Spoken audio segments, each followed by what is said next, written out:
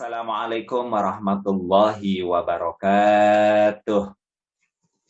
Waalaikumsalam warahmatullahi Warahmatullahi wabarakatuh. wabarakatuh. Alhamdulillahilladzi arsala rasulahu bil huda wa dinil haqq liyudhhirahu 'ala dini kullihi wa kafa billahi shahida. Asyhadu an la ilaha illallah wahdahu la syarikalah wa asyhadu anna Muhammadan abduhu wa rasuluhu la nabiyya ba'dah. Allahumma shalli wa sallim wa barik ala sayyidina Muhammadin wa ala alihi wa ashabihi ajma'in, amma ba'd. Qala Allah ta'ala fil kitabihil karim, a'udzu billahi minasyaitonir rajim. Alam tara kaifa Allahu mathalan kalimatan thayyibatan kasyajaratin thayyibatin asluha thabit wa far'uha fis sama tu'ti ukullaha kulahinnin bi'idni rabbiha wa yadribullahu amthala linnas la'allahum yatadakkarun. Wa qala Rasulullah sallallahu alaihi wasallam, al-mu'minu qawwi khairullah wa ahabba ilallah minal mu'minina dha'ifa. Sadaqallahul azim wa sadaqa Rasulullah sallallahu alaihi wasallam. Jamaah sekalian yang dirahmati Allah Subhanahu wa taala, juga keluarga besar Masjid Al-Aqsa tentunya. Pertama-tama mungkin ya, karena pertemuan kita masih di nuansa Syawal, saya ucapkan taqabbalallahu minna wa minkum, siyamana wa siyamakum kullu amin wa antum bi khair. Bagi yang punya utang saum, mudah-mudahan sudah mulai dicicil. Bagi yang tidak punya utang, mudah-mudahan Syawalannya juga sudah mulai tercicil. Kira-kira sudah dapat barokah hari semua nih, Pak? Sudah dapat ya, insya Allah ya.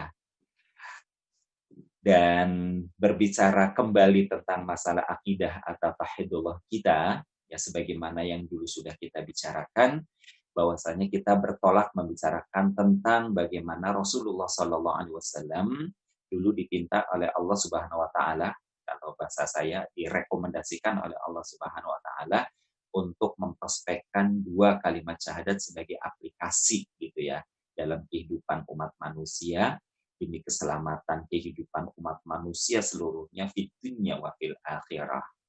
Dan di pertemuan yang sebelum-sebelumnya sudah kita bicarakan tentang bagaimana prospek syahadatain di kota Mekah yang kemudian tidak terlalu cerah karena adanya penolakan mentah-mentah dari Abu Lahab.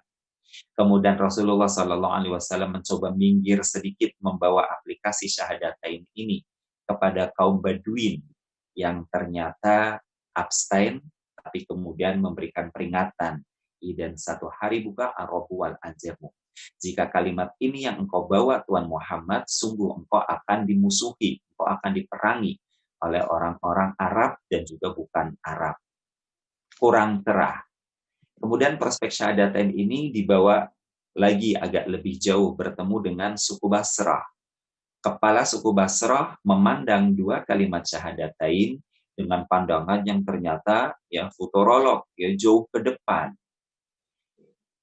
Karena dia memang seorang pemimpin sehingga cara berpikirnya politis, tapi juga materialistis. Makanya kepala suku Basrah langsung menanyakan, Tuan Muhammad, jika aplikasi syahadatain ini kami terima, kemudian dengan itu Allah memberikan kepada Anda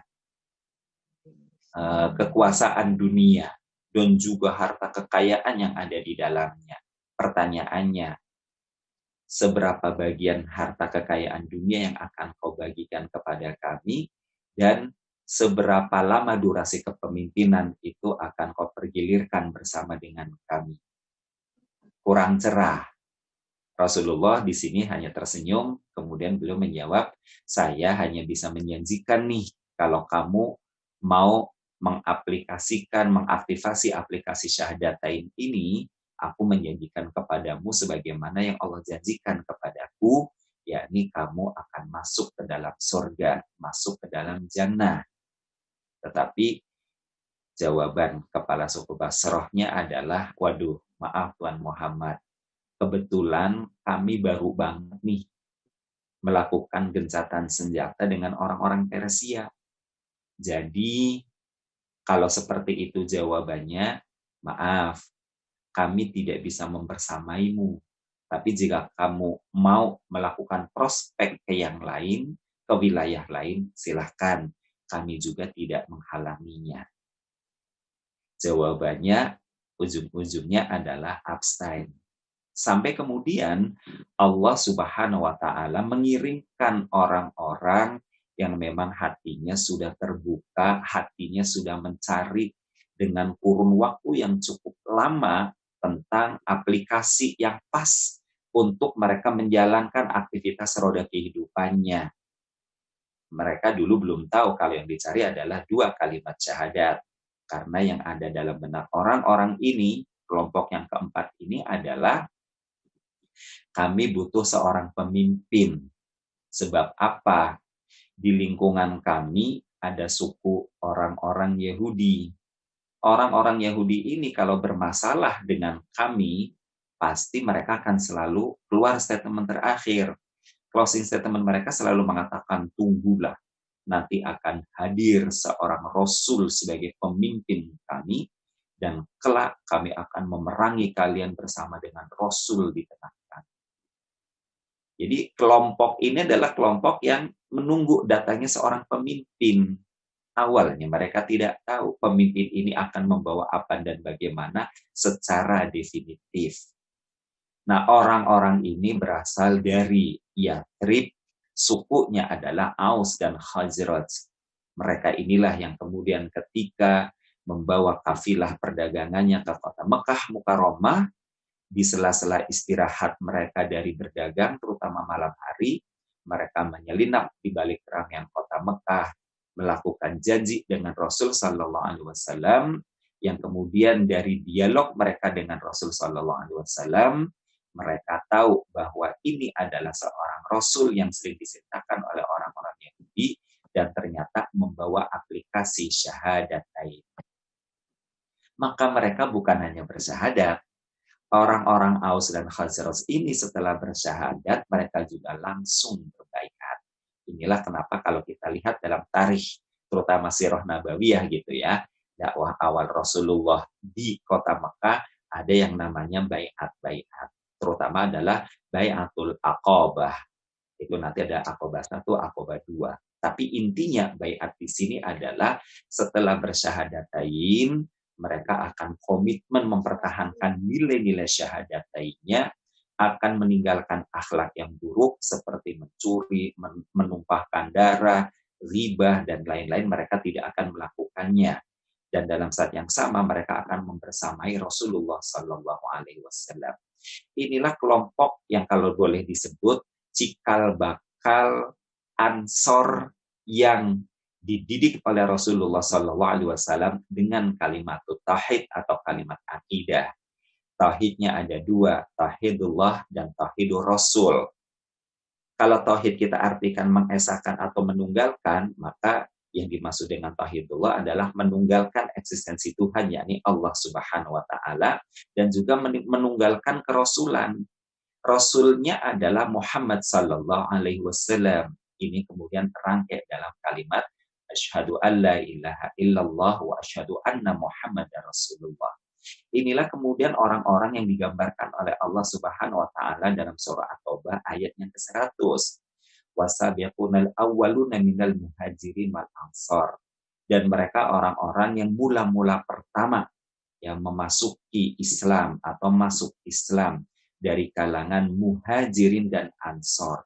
Baru nanti di kalimat berikutnya Allah menggambarkan orang-orang berikutnya. Walladzina taba'um bi ihsanin, dan orang-orang yang mengikuti mereka dengan ihsan, dengan profesional. Radhiyallahu anhum wa radu'an. Allah ridho kepada mereka, mereka pun ridho kepada Allah Subhanahu wa Ta'ala.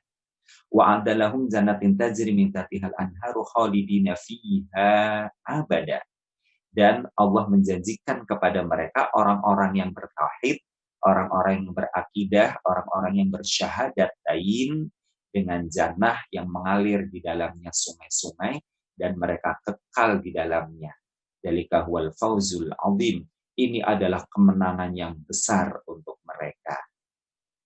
Nah, sekedar catatan, inilah pula kenapa kalau kita menyimak begitu ya, entah MC, entah penceramah, ketika sudah naik podium, pada kalimat pembukaan mereka setelah salam, hamdalah, dan sholawat, biasanya dalam kalimat bahasa Indonesianya ketika sholawat ada kalimat yang menyebutkan semoga sholawat dan salam tercurah kepada junjungan Rasulullah Muhammad SAW beserta keluarga, sahabat, dan para pengikutnya. Gitu. Biasanya ada tambahan kalimatnya istiqomah lah atau apa, tapi nanti ada pengikutnya titik-titik, misalnya istiqomah sampai hari kiamat. Dasarnya adalah ayat ini, begitu, yang sering dijadikan sebagai opening, begitu ya, beberapa pembicara baik MC maupun penceramah. Nah, orang-orang inilah yang kemudian oleh Rasul Shallallahu Alaihi Wasallam ditempa sedemikian rupa. Ya, singkat cerita, karena periode Mekah kemarin atau di waktu-waktu lalu sudah kita bicarakan cukup detail. Kemudian singkat cerita Rasulullah pindahlah beserta dengan para sahabat dari Mekah ke Madinah yang kemudian kita mengenal dengan istilah hijrah. Hijrahnya Rasulullah Shallallahu Alaihi Wasallam dari Mekah ke Yathrib atau ke Madinah kemudian semakin memperkuat eksistensi ya pelaksanaan nilai-nilai syahadatain. Jika dulu di Mekah lebih banyak berbicara tentang akidah dan yaumil akhir, kali ini ketika sudah tiba di Madinah, ayat-ayat Al-Quran yang diturunkan kepada Rasulullah dan para sahabat sudah mulai berbicara tentang penataan kehidupan sosial. Ya, lagi-lagi kalau dalam bahasa kitanya sudah mulai nih ditata berbicara tentang dunia. Nah, berbicara tentang dunia yang dikombin dengan nilai-nilai akhirat inilah yang kemudian saya menyebutkan Rasulullah Shallallahu Alaihi Wasallam kemudian menggembleng para sahabat as-sabiqunal awwalun tadi, ya orang-orang yang mula-mula pertama masuk Islam, minal muhajirin wal ansor, dari kalangan muhajirin dan ansor, digembleng di dalam Masjid Nabawi, diolah sedemikian rupa potensi dirinya untuk ke depan memikul nilai-nilai syariat, menegakkan kalimat tauhid, sampai pada tingkat perjuangan yang menuntut adanya kekuatan fisik. Maka ibarat adonan nenek moyang kita ini diolah oleh Rasulullah Sallallahu Alaihi Wasallam. 3 potensi besar yang ada dalam diri manusia adalah qalbu, akal atau fikir, kemudian jasad. Qalbu kita sebut hati atau batin, maka saya menyebutnya olah batin. Akal atau pikir, saya menyebutnya olah pikir. Kemudian baru yang ketiga jasad, olahraga. Jadi 3 sasaran dari penanaman nilai-nilai tauhid yang dilakukan oleh Rasulullah Sallallahu Alaihi Wasallam kepada para sahabat, kepada generasi awal umat ini, dan mereka adalah nenek moyang kita, sebutan lainnya demikian, adalah orang-orang yang memang ditempa kepribadiannya sedemikian rupa. Diolah batinnya, diolah pemikirannya, diolah raganya, dikawal betul, di-training oleh Rasulullah Sallallahu Alaihi Wasallam. Betul-betul Rasulullah menjadi coach, bukan lagi sekedar marketing. Kalau tadi di periode Mekah hanya menjadi marketing begitu ya, marketing aplikasi syahadatain. Bagaimana orang mau menerima 2 kalimat syahadatain?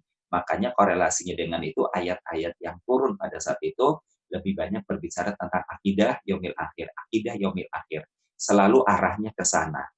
Nah, tetapi begitu sampai di Madinah, itu nanti sudah berbicara tentang muamalah,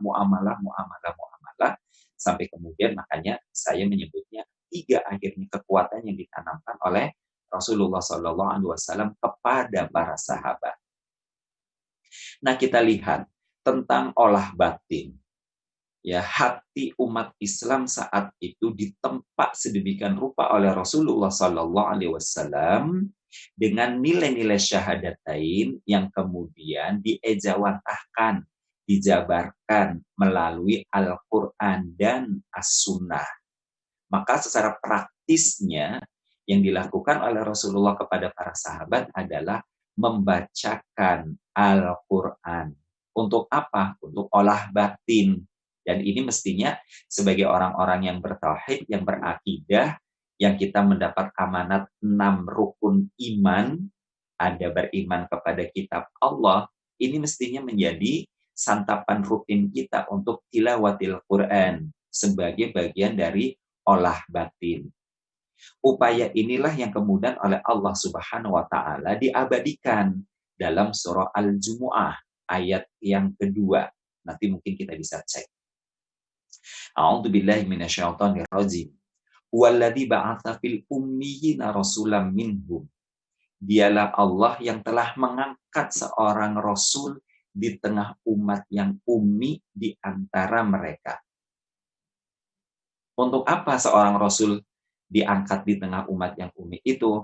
Yatlu alaihim ayatih, untuk membacakan kepada mereka ayat-ayat Allah Subhanahu wa taala. Kenapa ayat-ayat Allah Subhanahu wa taala yang kemudian kita sebut Al-Qur'an dibacakan kepada umat manusia, kepada para sahabat saat itu adalah untuk wayuzakihim, untuk mensucikan jiwa-jiwa mereka. Jadi ketika Al-Quran itu dibacakan dan seseorang mendengarnya dengan kacamata baktinya yang paling dalam atau telinga baktinya yang paling dalam, Al-Quran itu bisa merontokkan kejahiliahan, nilai-nilai materialistis yang bersarang di dalam hati.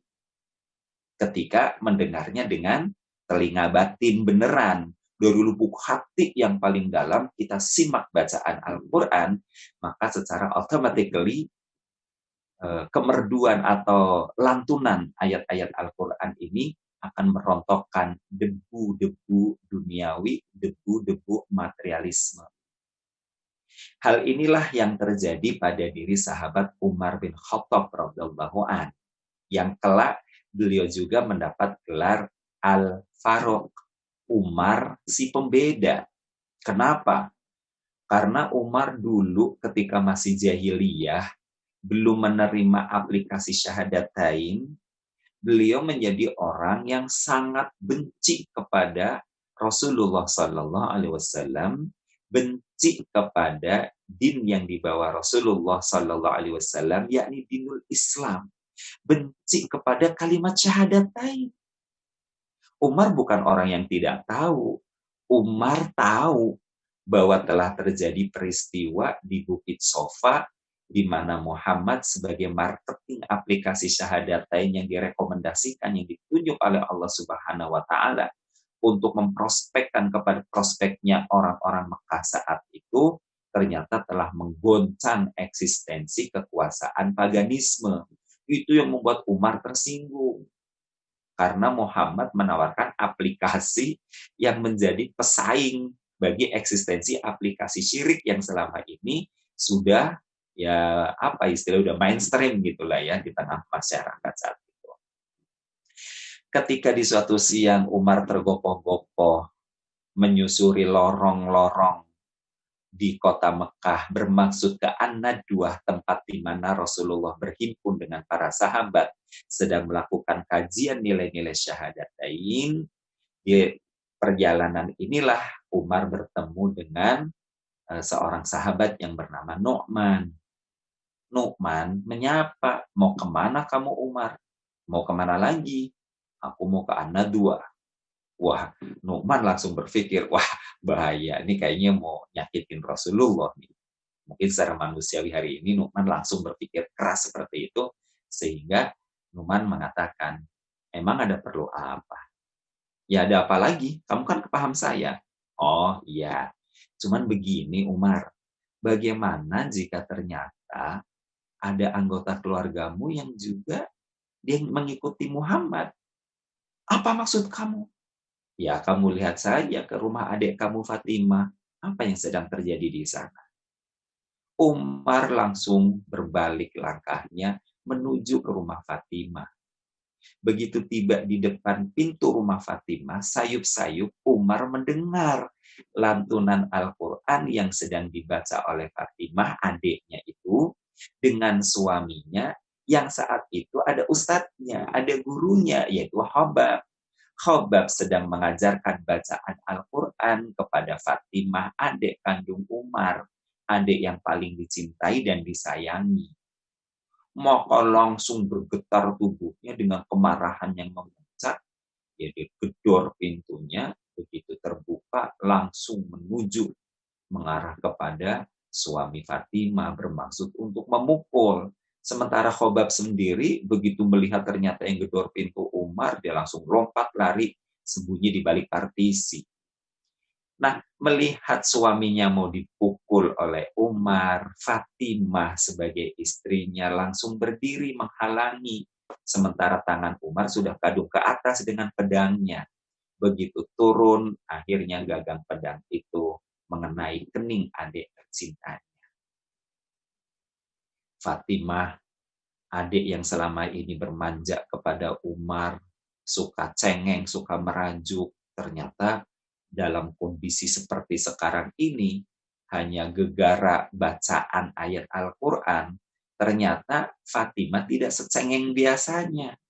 Fatimah ternyata diam, dengan air muka yang dingin, berderai air matanya, seiring dengan itu darah menetes dari kening. Di situ Umar kemudian baru cooling down dan merasa iba. Kenapa aku sampai menyakiti adikku? Baru kemudian dia menanyakan, coba keluarkan itu bacaan apa yang kamu sembunyikan. Kata Fatimah, kamu haram menyentuhnya, kamu najis. Kalau kamu mau menyentuhnya, mau membacanya, kamu harus mandi dulu. Riwayat menyebutkan Umar kemudian mandi janabah. Setelah Umar mandi, baru disodorkan suhuf Al-Qur'annya yang dalam bentuk lembaran-lembaran di pelepah kurma itu. Barulah Umar kemudian membaca Toha ma anzalna alaikal qur'ana litasqa dan seterusnya, konon sampai pada ayat yang berbunyi innani annallah la ilaha illa ana fa'budni wa aqimis sholata lidzikri. Barulah Umar kemudian tercenung, meluncur dari lisannya kalimat subhanallah. Kalau seperti ini mah tidak mungkin ini adalah bikinan Muhammad. Ini bukan sihir. Ini satu kalimat yang sangat indah, yang pasti dari sesuatu yang sangat luar biasa. Baru Umar kemudian meminta kepada Khobab, tunjukkan kepadaku, antarlah aku untuk datang kepada Muhammad. Umar hatinya langsung luruh dari debu-debu jahiliyah yang selama ini menjadi pemicu kebenciannya kepada Rasulullah, kebenciannya kepada Al-Islam, kebenciannya kepada syahadatain. Dengan beliau tadi mendengar bacaan Fatimah dan Khobab beserta suaminya, sebenarnya di situ tadinya sudah mulai ada getaran-getaran kebaikan. Namun begitu membaca sendiri langsung apa yang tertulis di pelepah-pelepah kurma itu, Umar kemudian betul-betul luruh. Makanya begitu dihantar bertemu dengan Rasulullah di An-Nadwah, tanpa bak bibu lagi, Umar langsung mengucapkan asyhadu an la ilaha illallah wa asyhadu anna muhammadar rasulullah. Inilah yang saya sebut dengan olah batin. Siapapun manusianya, baik mukmin maupun yang masih kafir sekalipun, ketika mereka mendengarkan bacaan Al-Quran dengan telinga batinnya yang terdalam, maka mereka akan tergetar, mereka akan luruh kejahiliyahannya. Nah, disinilah nanti kalau bicara tentang hidayah, faktor hidayah itu tergantung ikhtiar seseorang itu, apakah kemudian dia akan langsung meraihnya, ataukah dia akan melepaskannya. Ini namanya faktor hidayah yang memang butuh adanya ikhtiar dan kesadaran dari diri seseorang masing-masing. Yang kedua, setelah olah batin, olah pikir. Rasulullah SAW meskipun banyak menanamkan nilai-nilai doktrinasi kepada para sahabat, Tetapi dalam hal-hal muamalah, Rasulullah biasanya cukup moderat. Ketika memberikan arahan-arahan dengan nilai-nilai wahyu sekalipun, Rasulullah Shallallahu Alaihi Wasallam tetap membuka pintu komunikasi, sehingga kita menyebutnya two-way communication. Para sahabat yang berkeliling di seputaran Rasulullah Shallallahu Alaihi Wasallam hadir di majelis ta'lim, di majelis ilmu, di majelis pengajaran yang dilakukan oleh Rasulullah Shallallahu Alaihi Wasallam, membuat cara berpikir para sahabat adalah open-minded, menjadi orang-orang yang cerdas, orang-orang yang keluar dari majelis taklim, kecerdasannya itu berfungsi, kecerdasannya itu berbuah. Wujudnya apa? Mereka menjadi orang-orang yang di tengah kehidupan masyarakat, meskipun bisa jadi berbeda secara diametral, baik secara prinsip, secara ideologi, dan lain sebagainya, mereka orang-orang yang kepada orang lain tetap merangkul, bukan memukul. Orang-orang yang menyatukan tali sosial, bukan orang-orang yang mencerai-beraikan. Makanya saya sering berkelakar dengan kalimat, mereka, para sahabat, yang ngaji sama Rasulullah SAW, keluar dari pengajian itu bukan menjadi orang yang bodoh, justru keluar dari pengajian menjadi orang yang cerdas, orang yang pintar. Kok ada orang keluar dari pengajian menjadi orang yang bodoh? Dalam bahasa kelakar saya, Anda. Begitu keluar dari pengajian, kerjanya nunjuk-nunjuk orang lain. Itu bodoh, itu bodoh, itu bodoh. Nah, mestinya kan nggak begitu. Keluar dari pengajian cerdas. Karena dia bodoh, dirangkul, bukan dipukul. Karena dia bodoh, disatukan, bukan dicerai-beraikan. Nah, di surah Jum'ah ayat 2 tadi masih ada lanjutannya tentang olah pikir ini. Setelah yatlu alaihim ayati wa yuzakihim, berikutnya kata Allah adalah wa yu'allimuhumul kitaba wal hikmah. Dan kemudian Rasul itu mengajarkan kepada mereka ya Alkitab, yakni Al-Quran, dengan kajian-kajiannya. Hari ini kita menyebutnya tadabbur dengan tafsir-tafsirnya, begitulah ya, kalau untuk kita hari ini. Dan hikmah dengan sunnah Rasul Sallallahu Alaihi Wasallam. Nah, cuma sekedar catatan, karena dulu hukumnya adalah Al-Quran, ya penjelasannya di hadis dan sunnah, ya udah, jadi nggak butuh penjabaran banyak-banyak seperti kita hari ini. Di samping memang orang-orang Arab dulu bahasa Arabnya ya fasih seperti bahasa Al-Quran itu sendiri. Ya, jadi sumber hukumnya adalah Al-Quran dan As-Sunnah. Tapi ini pun tetap dijelaskan, tetap dipresentasikan oleh Rasulullah SAW kepada para sahabat. Berdasarkan surah Jumu'ah ayat 2 ini, Allah menyebutnya wa yu'allimuhumul kitaba wal hikmah. Ya. Dan ditanamkan kepada mereka pengetahuan tentang Al-Quran dan sunnah-sunnah. Nah, baru penutup ayatnya, wa in kanu min qablu lafi dhalalin mubin.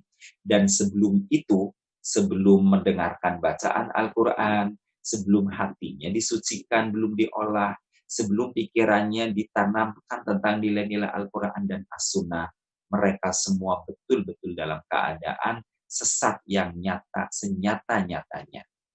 Nah, kalau kita mau bicara kontekstual hari ini, na'udzubillah min dzalik, kalau orang beriman, orang bertauhid, orang berakidah, mengaku beriman kepada Al-Quran, berakidah kepada Al-Quran, tapi hatinya tidak terikat kepada Al-Quran, tidak membaca Al-Quran, tidak mentadabbur Al-Quran, tidak hadir di kajian-kajian Al-Quran, ya bisa-bisa orang ini na'udzubillah min dzalik, nanti dia kembali ke belakang.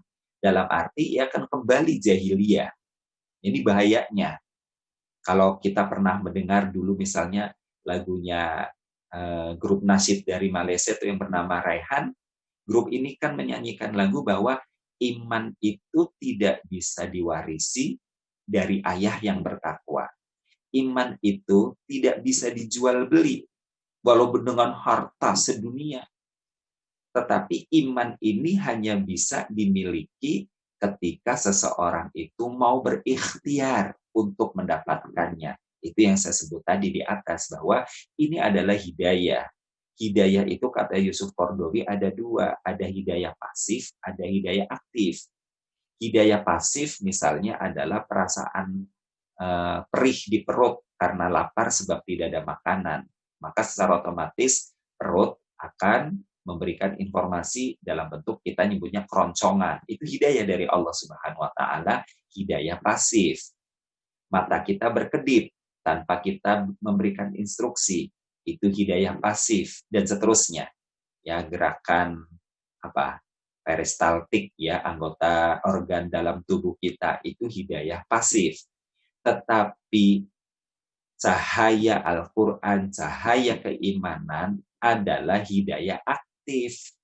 Ia seperti rizki dalam kehidupan, baik sandang, pangan, papan, kesehatan. Butuh ikhtiar. Nah, untuk berakidah Islam yang baik, berakidah Islam yang kokoh, wajib ikhtiar. Kalau seseorang walaupun mengaku lahir dari keluarga muslim, tetapi tidak ada ikhtiar untuk mendekat dengan Al-Quran, mendekat dengan kajian-kajian Al-Quran, seseorang ini bisa fil dhalalin mubin. Saya menyebutnya kembali lagi dalam kesesatan yang nyata. Makanya kemudian kan nanti furqonya juga jelas, ya pembedanya juga nanti jelas antara orang yang ngaji dengan orang yang tidak ngaji dan seterusnya. Nah, olah batin, olah pikir. Maka ketika para sahabat sudah diolah pikirannya oleh Rasulullah SAW dengan two-way communication, baik untuk persoalan-persoalan keagamaan maupun keduniawian, mereka menjadi orang-orang yang betulan cerdas dan mereka menjadi orang yang berani menyampaikan argumentasi meskipun di hadapan Rasulullah SAW. Meskipun para sahabat memandang Rasulullah adalah sosok yang suci dan mulia, tapi nggak kemudian menjadi kultus individu, tetap pada sisi-sisi tertentu karena kecerdasan mereka yang ditempa oleh Rasulullah SAW, mereka berani menyampaikan pendapat-pendapatnya.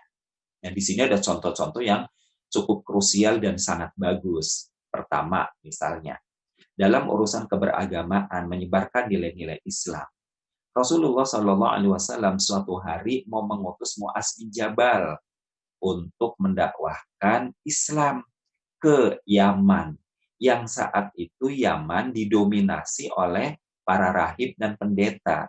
Rasulullah menyebutnya ahlul kitab. Maka dipanggil Mu'az. Ya Mu'az, ta'al. Mu'az, sini. Kamu akan berhadapan dengan ahlul kitab. Apa yang akan kamu sampaikan kepadanya? Kata Mu'az, saya akan menyampaikan Al-Quran. Kalau Al-Quran dianggap tidak bisa mengakomodir situasi dan kondisi di sana, apa yang akan kamu sampaikan? Kata Mu'az, aku akan menyampaikan hadis. Jika ternyata hadis pun dianggap kurang mengakomodir kondisi di sana, apalagi yang akan kamu sampaikan? Kata Mu'az, dengan ro'yu, dengan akal yang sudah terisi Al-Quran dan As-Sunnah ini, ya Rasulullah, akan saya gunakan untuk menyelesaikan persoalan kontekstual yang ada di sana. Baru Rasulullah kemudian mengatakan, sodaka, betul kamu. Kalau hari ini mungkin kita menyebutnya ijtihad. Jadi Mu'az bin Jabal dengan sudah tertanam di dalam hati dan pikirannya Al-Quran dan nilai-nilai sunnah, baik hadis maupun perilaku Rasul Sallallahu Alaihi Wasallam, jika ada persoalan di Yaman nanti secara kontekstual memang dianggap tidak terakomodir secara utuh, ada ijtihad. Dan Rasul mengatakan sodakta. Benar kamu. Tapi ingat ya Mu'az, pertama-tama yang kamu harus ajarkan kepada mereka adalah suruh mereka mengucapkan 2 kalimat syahadat.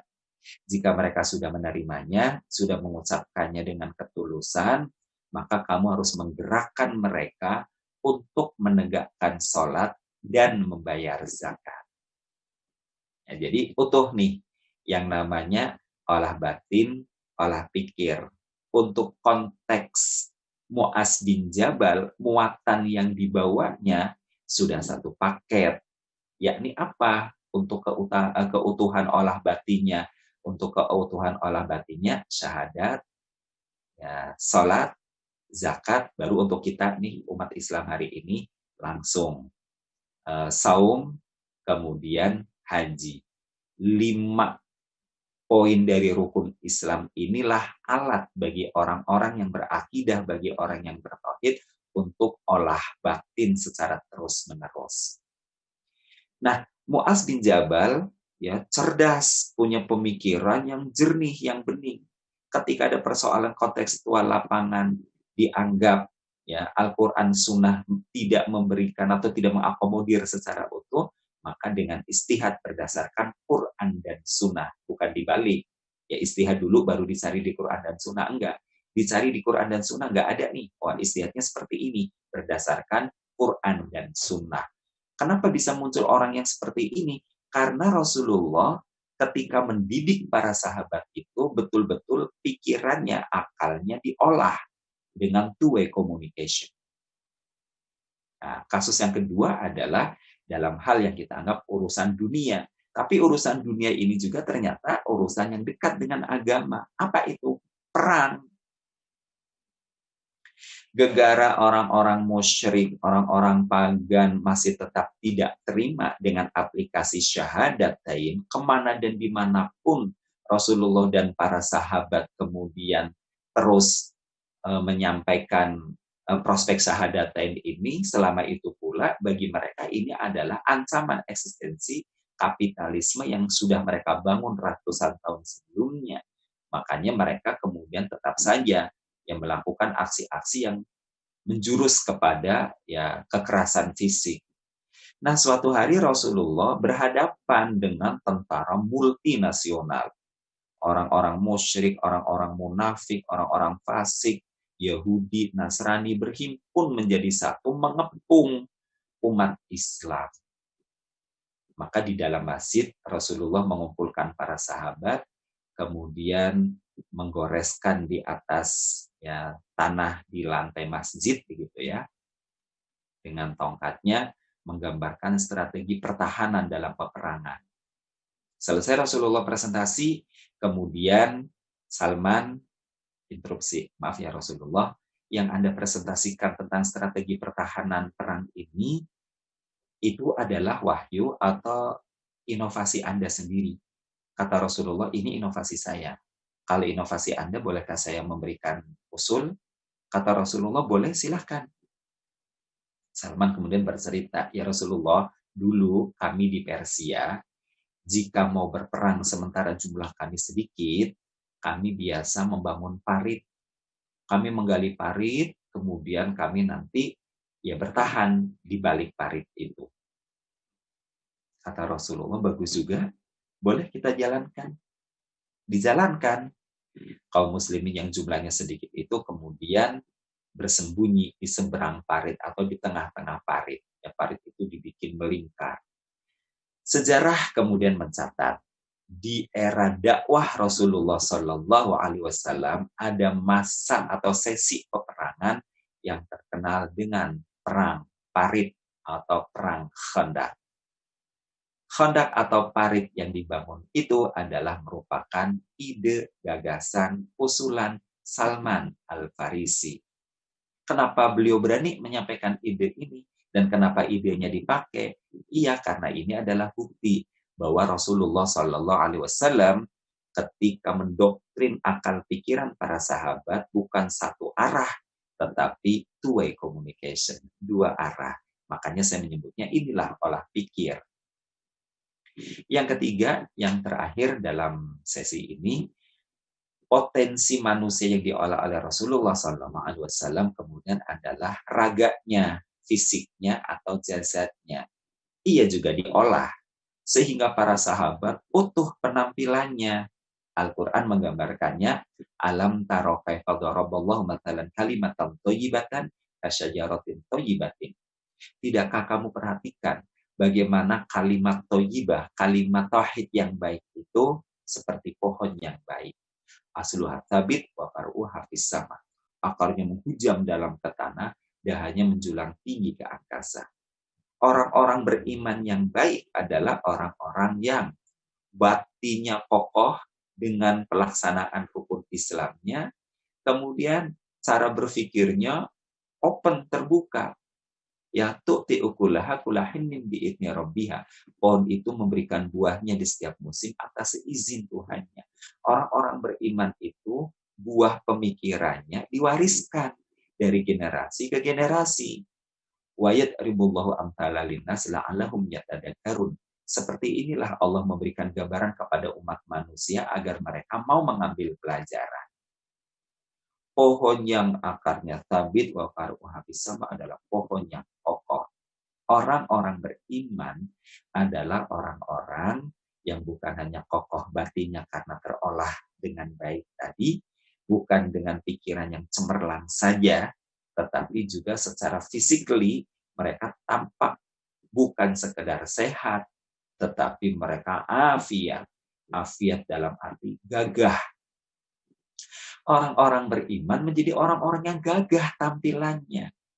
Rasul menyebutnya al-mu'minu qawi khairullah wa ahabba ilallah minal mu'minina dha'ifa. Orang-orang beriman yang kokoh, yang badannya tegap, yang badannya gagah, gitu ya. Ini ngomong secara dohirnya, adalah lebih baik baginya. Kita menyebutnya eye-catching.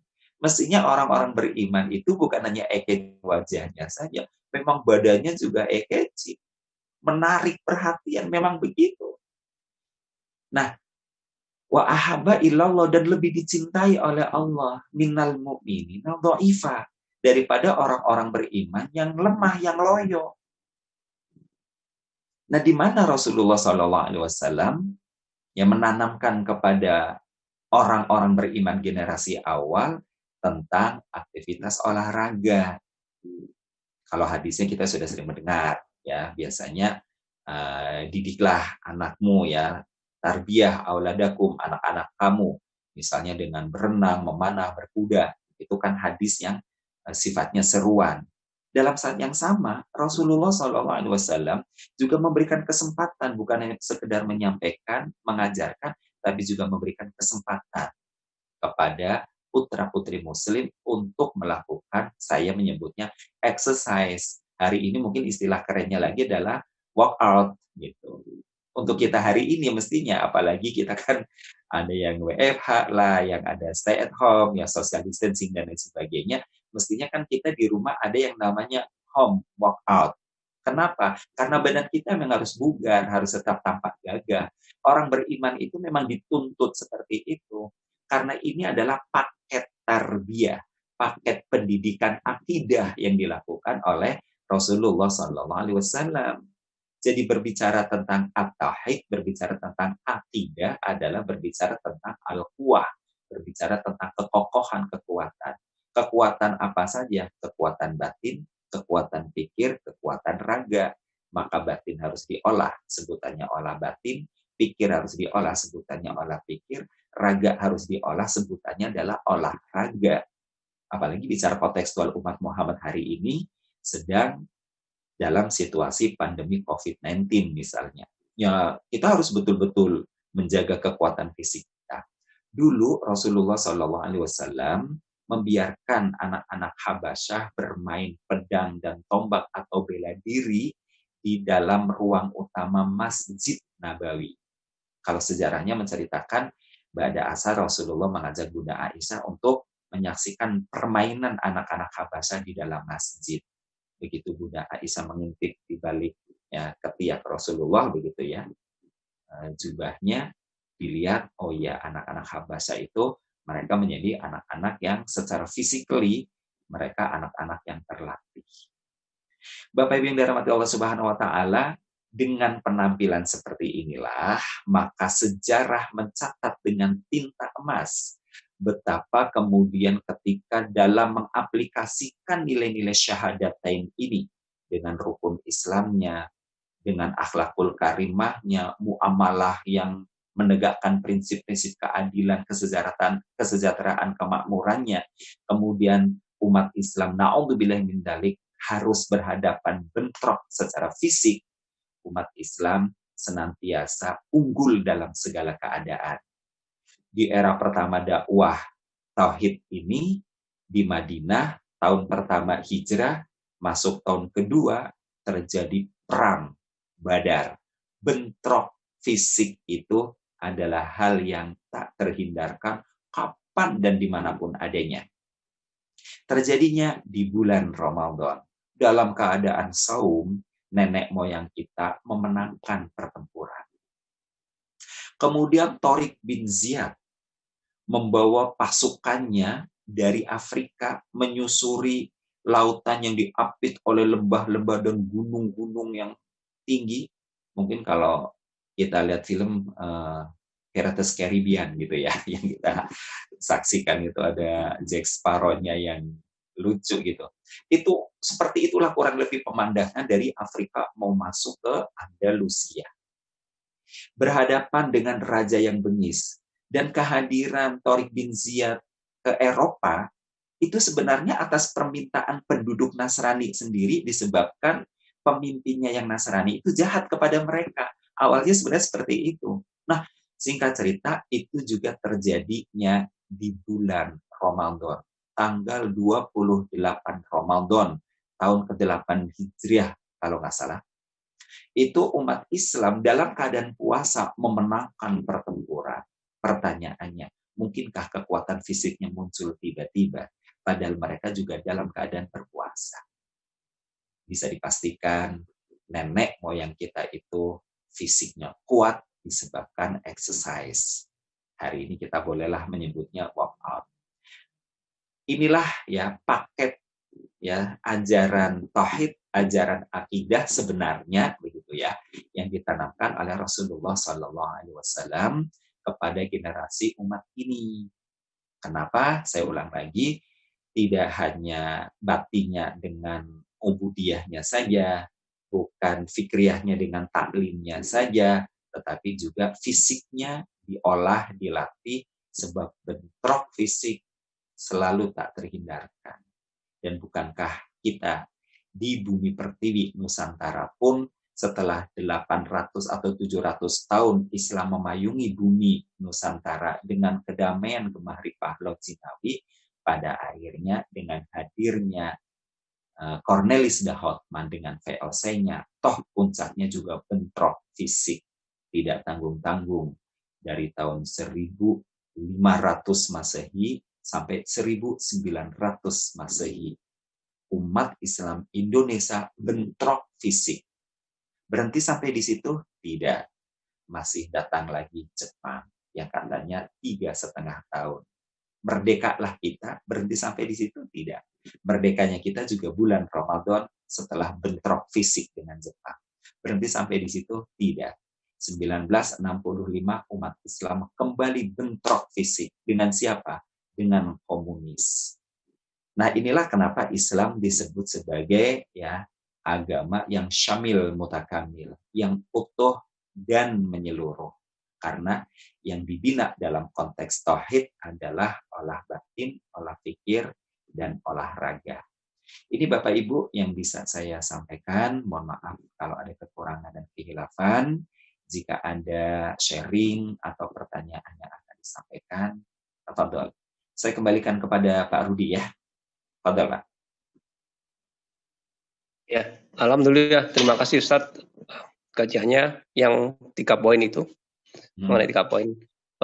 Para jamaah ada pertanyaan yang akan diajukan sesuai dengan 3 poin yang dijelaskan oleh Ustadz. Silakan ditulis atau langsung juga boleh, tapi dibatasi hanya 5 pertanyaan aja, sesuai dengan kesepakatan dengan Ustadz. Terima kasih, silakan.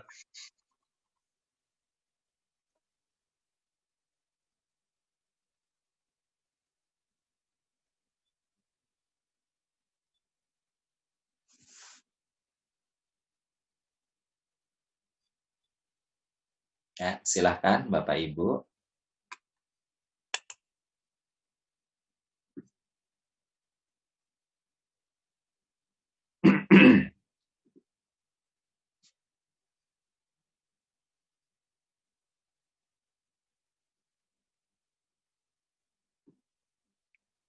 Pak Ridwan, biasa ada pertanyaan? Atau Pak Dodi? Monggo disilahkan.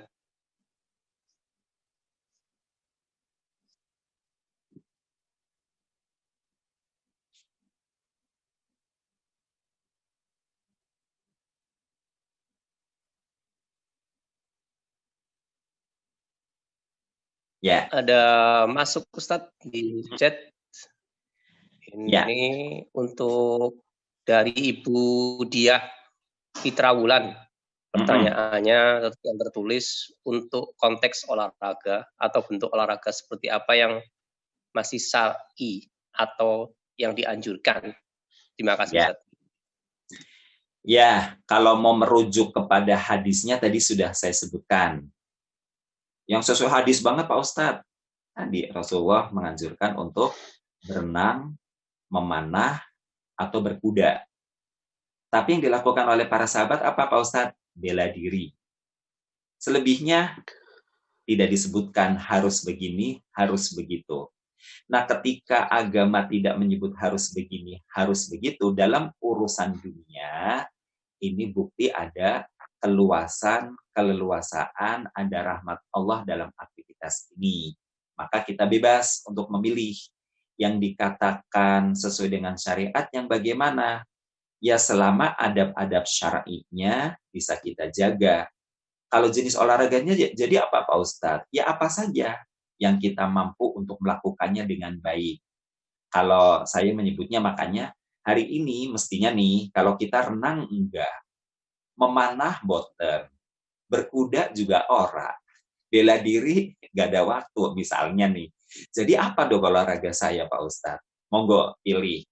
Olahraga misalnya, kan ada jogging track misalnya, bersepeda, terus apalagi yang bisa dilakukan secara mandiri Pak Ustadz di rumah misalnya yang tetap syar'i, kan ada sit up, ada push up, ada squat.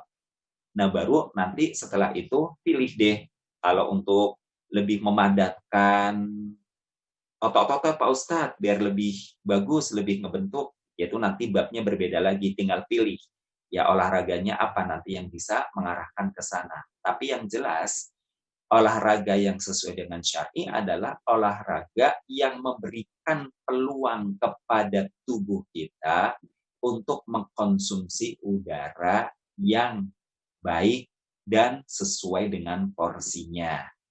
Kalau ngomong syar'inya banget nih. Kenapa? Karena kalau di hadisnya kan Rasulullah menyebutkan isi perutmu itu dengan 3 bagian. Ya, yang pertama adalah li ta'ami, li syarobi, li nafsi. Yakni dengan makan, minum, dan udara. Saya sering menyebut tidak ada cara yang paling efektif, yang paling maksimal untuk mengkonsumsi udara kecuali dengan olahraga. Nah, jenisnya apa? Saya ulang lagi. Syariat tidak menyebut jenis ini, jenis ini, jenis ini. Semuanya dikembalikan kepada kita. Tinggal kita pilih. Tapi setahu saya, semua gerakan dalam olahraga, bahkan workout sekalipun, pasti menuntut kita untuk mengkonsumsi nafas atau narik nafas dengan sebaik-baiknya. Begitu ya, Bu, ya? Ya, terima kasih pertanyaannya dari Ibu Diah. Mungkin barangkali ada yang chat lagi nih Ustaz. Ini dari Ibu Lucy Tabrin. Ya. Assalamualaikum. Saya terlambat biasa zikir lama habis sholat subuh. Tiga hal tadi ya, tiga hal yang tadi itu Ustaz, mungkin bisa diulangi lagi mungkin ya, untuk membaca pertanyaan tentang tauhid. Apakah boleh membaca surat Al-Ikhlas setelah setiap habis membaca surat pendek atau panjang yang di dalamnya adalah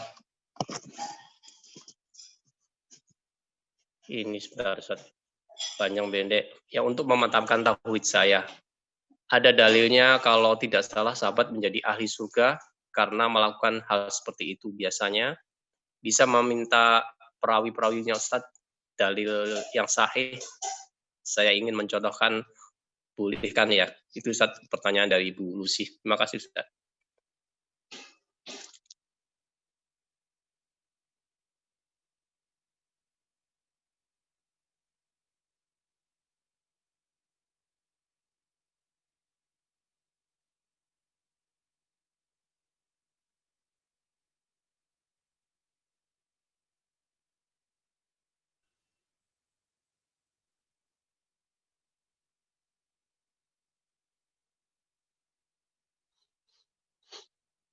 Suaranya hilang, Ustaz.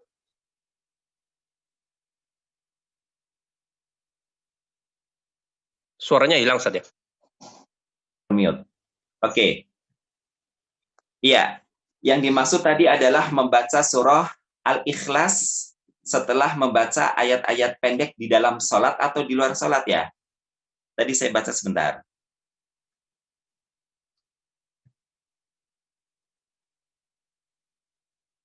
Dalam sholat, Ustaz. Dalam sholat itu Ya, kayaknya. dalam sholat. Jadi yang dimaksud adalah membaca surah Al-Ikhlas setelah membaca ayat-ayat pendek atau panjang di dalam sholat. Iya, jadi sampai hari ini saya belum menemukan dalilnya ya Bu ya, bahwa kita dianjurkan atau dibolehkan membaca surah Al-Ikhlas setelah membaca ayat-ayat pendek atau panjang di dalam sholat. Tetapi juga saya tidak menemukan adanya larangan. Kenapa? Karena kalau kita lihat keterangan hadisnya baik yang disampaikan oleh Ibnu Mas'ud maupun yang dilakukan oleh sahabat-sahabat lain, nanti kita bisa cek juga di fikih sunnah bab salat ya, fikih sunnah Sayyid Sabiq. Itu memang ketika kita sudah membaca surah Fatihah, khususnya di rakaat pertama dan kedua, kita hanya disunnahkan untuk membaca ayat-ayat dari surah-surah di dalam Al-Quran. Bahwa kemudian pertanyaannya, apakah boleh Pak Ustadz? Nah itu saya bilang, saya belum menemukan hadis yang membolehkannya atau melarangnya. Jadi bahasanya bagaimana kalau tidak ada larangan dan juga tidak ada anjuran, jatuhnya mubah, silakan saja Bu. Kalau setelah membaca ayat pendek dan kita mau membaca surah Al-Ikhlas. Tetapi menurut hemat saya, sepanjang itu tidak memberatkan. Gitu ya Bu ya. Jadi saya ulang lagi, saya belum menemukan hadisnya yang berbicara tentang memerintahkan atau melarang. Tapi kalau tidak ada perintah atau larangan, bagaimana? Boleh-boleh saja silakan. Nah, hemat saya, sepanjang tidak memberatkan. Tapi Pak Ustadz, saya ingin memantapkan tauhid saya. Ya, kita bisa membaca juga surah Al-Ikhlas di luar itu. Berarti apa? Kita nyebutnya jadi wirid. Silakan saja menjadi wirid harian kita kapan dan dimanapun berada, sepanjang bukan di tempat-tempat terlarang untuk membaca Al-Quranul Karim atau zikrullah. Monggo Bu, silahkan. Kita bisa saja membaca suratul Ikhlas. Begitu ya Bu ya. Jadi fadhal, kalau kita ingin lebih kokoh lagi nih dengan surah Al-Ikhlas, silahkan. Begitu Arudi.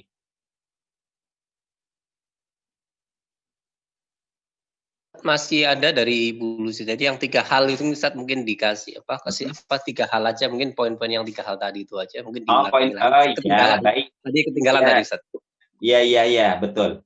Jadi yang dilakukan oleh Rasulullah SAW ketika beliau sudah menyampaikan kalimat tauhid kepada para sahabat generasi awal umat ini, maka setibanya di Madinah, Rasulullah bukan hanya mengajarkan kalimat syahadatain saja, tetapi langsung pada aplikasi-aplikasi ibadah muamalahnya. Udah langsung nih Bu.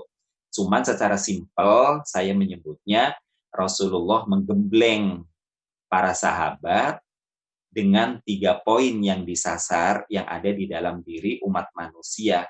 3 poin itu apa saja? Qalbu, akal, jazat. Qalbu kita menyebutnya hati atau batin. Akal kita menyebutnya pikiran.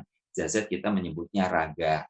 Nah, saya membahasakannya biar kita mudah untuk menangkapnya, diolah begitu. Ibarat adonan, umat Islam ini 3 potensinya diolah oleh Rasul Sallallahu Alaihi Wasallam. Maka saya menyebutnya olah batin, olah pikir, olah raga.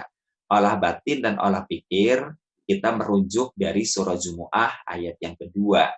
Batinnya diolah dengan apa? Tilawatil Quran, disucikan hatinya, kemudian dikasih paket amal ibadahnya dengan rukun Islam. Setelah itu apa lagi? Olah pikir. Maksudnya apa? Ngaji. Umat Islam itu harus ngaji. Setelah ngaji harus cerdas. Wujud orang cerdas itu apa? Keluar dari pengajian, menyatukan, bukan mencerai-beraikan. Merangkul, bukan memukul. Menjahit, bukan menggunting di tengah kehidupan masyarakat. Ini namanya orang cerdas yang akalnya terolah melalui kajian-kajian. Maaf, bukan keluar dari kajian, tadi saya bahasa sandanya jadi orang bodoh. Kenapa bodoh? Iya, kerjanya bodohin orang, ini bodoh, ini bodoh, ini bodoh. Dulu sahabat nggak begitu. Keluar dari pengajian nggak ada sahabat bodoh-bodohin orang. Yang ada ditunjukkan, ini benar, ini salah. Bagusnya seperti ini. Ditarik jadinya. Bukan malah dijorogin. Nah, baru yang ketiga adalah olahraga. Nah, olahraga, dari mana tuh dalil hadisnya Pak Ustadz? Yang pertama tadi, al-mu'minu qawi khairalah wa ahabba ilallah minal mu'minina dha'ifa. Orang mukmin yang kuat itu bagus baginya, eye-catching dia, dan lebih dicintai oleh Allah dibanding seorang mukmin yang loyo, yang lemah. Nah, baru nanti sunnah-sunnah yang lain dalam bentuk tadi permainan pedang, panah, bela diri. Kalau hadisnya tadi merujuk pada olahraga dalam bentuk renang, memanah, berkuda, dan lain-lain. Begitu, Ibu. Ya, Fadal Arudi. Ya, Ustaz, terima kasih atas jawaban dari pertanyaan dari Bu Lucy. Ini sekarang masih ada kesempatan ini jika ada yang mau bertanya para jamaah. Assalamualaikum Ustaz, mau nanya Ustaz. Waalaikumsalam warahmatullahi wabarakatuh. Ahi, bisa ditahan setengah menit saya mau ngambil charger. HP saya boleh. Bentar ya. Tahan dulu Ahi.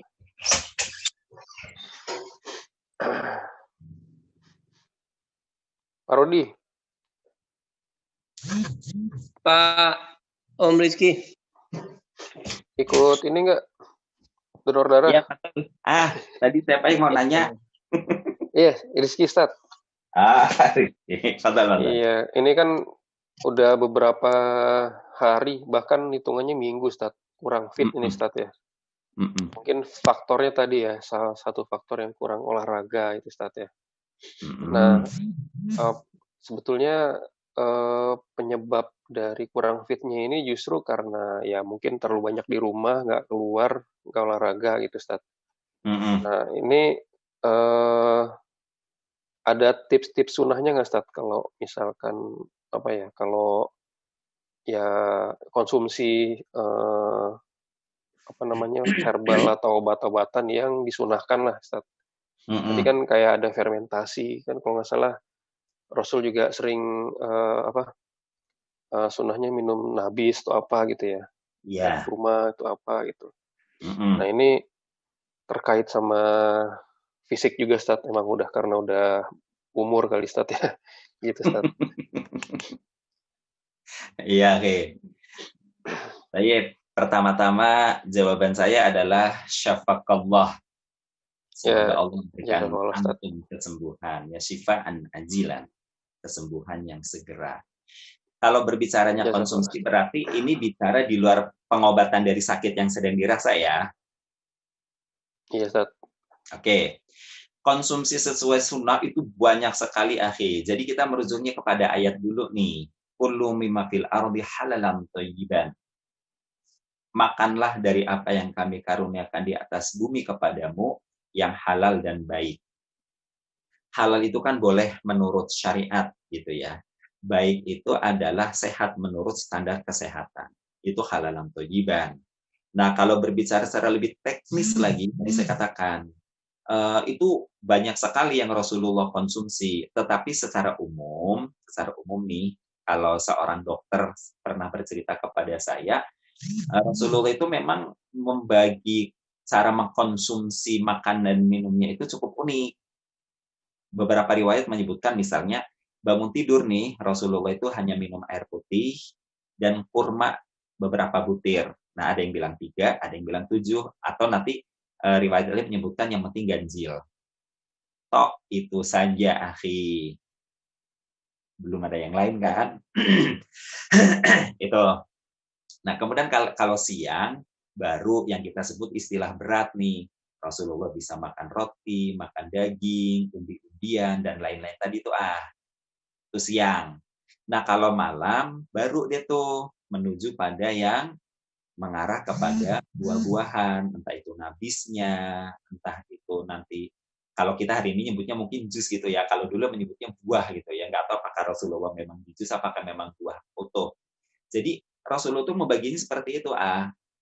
Dan kalau kita lihat di orang tua kita dulu nih di Indonesia, ya, kalau pagi biasanya kita menyebutnya sarapan kan itu hanya snack aja. Meskipun di kampung tiba-tiba ada gorengan dan lain-lain misalnya nih. Karena dulu Nabi itu sebenarnya hanya minum dan makan kurma, nggak ada yang lain. Gitu Itu memang bicara tentang herbalnya dari sini. Jadi bicara herbal itu bukan hanya, kalau saya menyebutnya, bukan hanya fisik makanan dan minumnya saja yang herbal, tetapi tubuh kita juga di-setel untuk mengikuti bisa mengolah dengan baik herbal yang ada itu. Di mana perut kita tadi diisi dengan 3 bagian. Dan Rasul berpesan, makanlah kamu ketika lapar, berhentilah sebelum kenyang. Idealnya seperti itu sebenarnya. Kalau bahasa medisnya hari ini, berilah kesempatan kepada lambung kita untuk bisa melakukan metabolisme dengan baik. Metabolisme yang dimaksud yang bagaimana? Metabolisme yang dimaksud adalah kemampuan untuk menyerap nutrisi, kemudian menyebarkannya ke seluruh tubuh. Itu yang tadi saya bilang. Makanya perlu riyadhah, olahraga. Supaya apa? Supaya darah kita bisa bergerak baik, maksimal, bahkan bisa sampai ke otak, membawa nutrisi tadi, disebabkan memang oksigen yang kita tarik, yang kita konsumsi juga maksimal. Maka kalau bicara herbal, sekali lagi, bukan hanya semata-mata pada jenis menu makanan minumannya saja, tetapi juga pada pengolahan badan kita. Yang mau nggak mau memang olahraga, gitu loh. Makanya kalau dalam bab olahraga khusus, saya menyebutnya ibarat badan kita ini kan ibarat mesin yang mahal. Kalau kita punya mobil yang mahal, yang mewah, bensinnya aja atau bahan bakarnya aja kita pilih yang terbagus, kan begitu. Tapi sebagus-bagusnya kendaraan, sebagus-bagusnya bahan bakar yang diasupkan, kalau kendaraan itu didiamkan, ya tetap aja rusak. Badan kita juga begitu, kita konsumsinya herbal nih, sesuai sunnah Nabi. Betul. Yang sesuai sunnah Nabi apa? Semua yang halalan thayyiban. Tapi tadi Pak Ustaz Sukairi udah menyarankan nih, sesuai sunnah Nabi sebenarnya pagi itu, ya, pagi itu kalau nggak air putih, madu. Jadi sebelum kita makan yang lain-lain ya, Rasulullah juga mencontohkan hanya minum madu dan air putih. Plus kalau mau sarapan, sarapannya hanya kurma. Misalnya, kita secara menu materialnya sudah seperti itu, tapi nggak olahraga, ya tetap aja lemah. Nah, bagaimana dong? Saya udah sesuai nih, pagi hanya ya sarapan aja, dia ngomong sarapannya tadi ya, snack atau kue sesuai herbalnya sesuai sunnah Rasul, siang juga begitu. Ya pilihannya tadi umbi-umbian, yang karbohidrat, atau yang daging, dan lain sebagainya. Sayur-sayuran, malam nanti yang tadi natural alami herbalnya buah-buahan misalnya konsumsinya. Nah, tapi kok saya masih meriang juga Pak Ustadz? Nah, itu baru namanya takdir. Ya di sini makanya kadang memaknai keburukan atau takdir buruk itu sebenarnya setelah kita ikhtiar secara maksimal. Susah kita mengatakan tiba-tiba, ya ini udah takdir, sementara kita ikhtiarnya ternyata nggak maksimal. Itulah kenapa tadi saya menyebutnya ihsan di ayat 100 surah At-Taubah itu menyebutnya profesional. Wasabiqunal awalun minal muhajirin wal ansor walladzina taba'ahum bi ihsani. Begitu Jadi sebenarnya profesionalitas kita dalam beramal tadi, konsumsi herbal sekalipun, para sahabat itulah yang menjalankan sedemikian rupa. Kita mengikut sahabat. Kenapa sahabat melihat Rasulullah Sallallahu Alaihi Wasallam? Tapi kalau jenis-jenisnya tadi secara umum technically-nya kita tinggal pilih, karena secara umum kemudian kandungan herbal itu secara medis kan bisa dianalisa ya, secara ilmu gizi gitu, bahwa misalnya pagi kenapa kurma lebih mudah diserap, karbohidratnya ringan dan lain sebagainya. Tapi kalau nanti siang yang Rasulullah mengkonsumsi, kita menyebutnya hari ini makanan berat. Itu juga pilihan-pilihan menunya. Nah, baru sore atau malam hari ya yang lebih ringan lagi sebenarnya, tapi lebih kepada buah-buahan dan atau sayur-sayuran. Itu juga yang memang kalau bicara tentang body body slim dan lain sebagainya, itu salah satu tips membuat perut nggak buncit juga sebenarnya kayak gitu tidak makan karbo yang berat malam hari. Itu sih wallah alam bisawab. Artinya banyak banget nanti kalau bicara menu secara material ya. Kita tinggal lihat ya,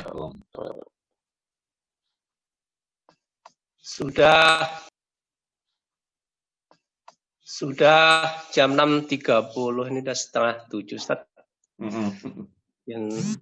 Atau sudah 1 jam lebih kita untuk isi kajian. Untuk sementara jika tidak ada pertanyaan lagi, Ustaz, mohon sebelum ditutup pengajian ini, kalau tidak ada yang bertanya lagi, saya mohon Ustaz untuk memberikan doa agar kajian pagi ini diberkahi oleh Allah Subhanahu wa taala. Silakan Ustaz. Baik. Bapak Ibu, kita berdoa sejenak, bermohon kepada Allah Subhanahu wa taala. Nastaghfirullahaladzim. Nastaghfirullahaladzim. Nastaghfirullahaladzim. Alhamdulillahirabbil alamin. Allahumma shalli ala sayyidina Muhammadin nabiyil ummi wa ala alihi wa sahbihi wasallam. Rabbana fir lana wa li walidina warhamhuma kama rabbawna shighara. Rabbana hab lana min azwajina wa dzurriyyatina qurrata a'yun waj'alna lil muttaqina imama. Allahumma inna nas'aluka ilman nafi'a wa rizqan wasi'a wa shifaan min kulli da'in wa saqam. Rahmatika ya arhamar rahim.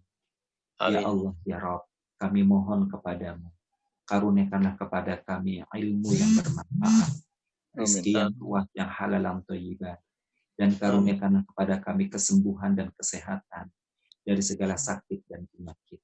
Dengan rahmat-Mu ya Allah, kasih sayangilah kami. Allahumma inna na'udzubika minal baras wal junun wal jundam wa min sayyi'il asqam. Rabbana aghri 'alaina sabra wa thabbit aqdamana wansurna 'alal qaumil kafirin. Allahumma qul Islam wal muslimin wa adil syirka wal musyrikin. Allahumma ansur mujahidin fi kulli makan wa fi kulli zaman. Rabbana atina fid dunya hasanah wa fil akhirati hasanah wa qina adzabannar. Wa sallallahu ala sayyidina Muhammadin nabiyil ummi wa ala alihi wa sahbihi wasallam.